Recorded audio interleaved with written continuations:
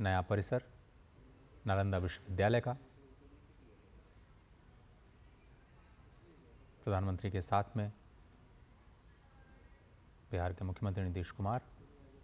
और नालंदा विश्वविद्यालय के कुलाधिपति अरविंद पानगढ़िया मौजूद। विदेश मंत्रालय के तहत कार्य करने वाला ये विश्वविद्यालय, विदेश मंत्री भी स्पष्ट नजर आ रहे हैं।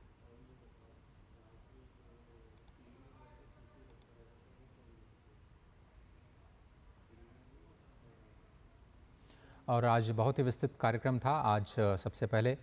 राजगीर के पास प्रधानमंत्री ने भग्नावशेष का अवलोकन किया।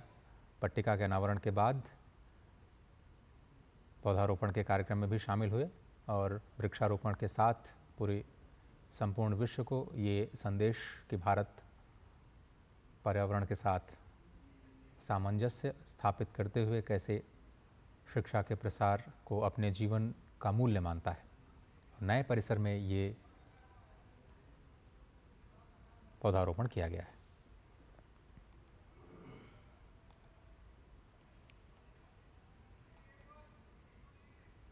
तो शिक्षा के लिए बहुत ही खास दिन आज।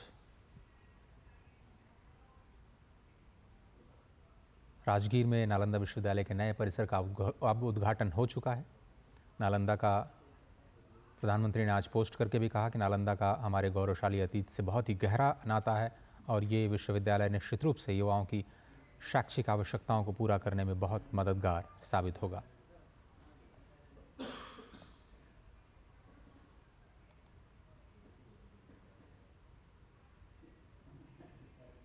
नया परिसर बिल्कुल नेट ज़ीरो और आधुनिक तकनीक के साथ बनाया गया, लेकिन जो भारत की प्राचीन धरोहर है उसको समेटते हुए पूरी दुनिया में ज्ञान परंपरा और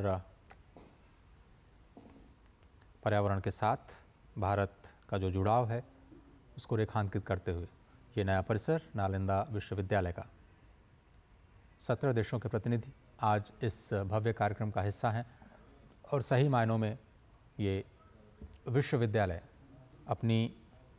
प्राचीन भव्यता को एक बार फिर से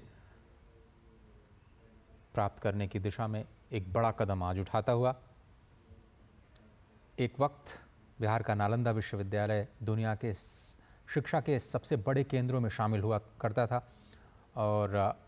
800 से ज़्यादा सालों के बाद एक बार फिर से ये अपने नए परिसर के साथ नई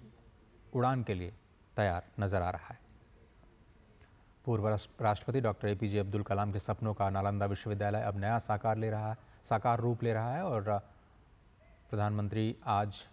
तीसरी बार लगातार प्रधानमंत्री पद ग्रहण करने के बाद वो बिहार के दौरे पर पहली बार पहुंचे हैं और पहला ही जो कार्यक्रम है उन्होंने शिक्षा के साथ जुड़ा हुआ रखा। बिहार को वैसे भी प्राचीन काल से शिक्षा, धर्म, अध्यात्म, दर्शन की एक समृद्ध विरासत परंपरा के मुख्य केंद्र के रूप में देखा जाता रहा है और आज भी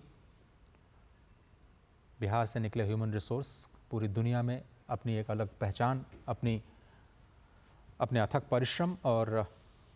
बुद्धिमत्ता के लिए जाने जाते हैं और कई बड़े नाम पहले ही नालंदा विश्वविद्यालय में अध्ययन कर चुके हैं और विश्वविद्यालय का इतिहास, शिक्षा के प्रति भारत के दृष्टिकोण और इसकी समृद्धि का एक बहुत बड़ा द्योतक और ये महत्व न केवल भारत के लिए बल्कि पूरे विश्व के लिए अनमोल धरोहर के रूप में एक बार फिर से नालंदा विश्वविद्यालय उसी शान के साथ सिर उठा करके आगे बढ़ने को तैयार, जिसमें भारत को विश्व गुरु के रूप में पहले देखा जाता रहा है और दुनिया का पहला आवासीय विश्वविद्यालय इसे माना जाता है जहां पर छात्र और शिक्षक एक ही परिसर में रहा करते थे। हालांकि भारत में गुरुकुलों की परंपरा भी अत्यंत प्राचीन है और लगभग हर गांव में गुरुकुल हुआ करते थे जहां पर छोटे स्तर पर छात्र और शिक्षक एक ही साथ में एक ही परिसर में जो रहने की परंपरा है वो नालंदा में विश्वविद्यालय यानी वृहद रूप में दिखाई देती थी, जब 10,000 छात्र यहाँ पर अध्ययन के लिए और उच्च शिक्षा के अध्ययन के लिए आते थे और बड़ी संख्या में यहाँ शिक्षकों की भी नियुक्ति होती थी। नालंदा विश्वविद्यालय की स्थापना 450 ईस्वी में कुमार गुप्त सम्राट कुमार गुप्त ने की थी, प्रथम कुमार गुप्त प्रथम ने। उसके बाद में हर्षवर्धन और पाल शासकों का भी संरक्षण लगातार रहा। 800 साल से ज़्यादा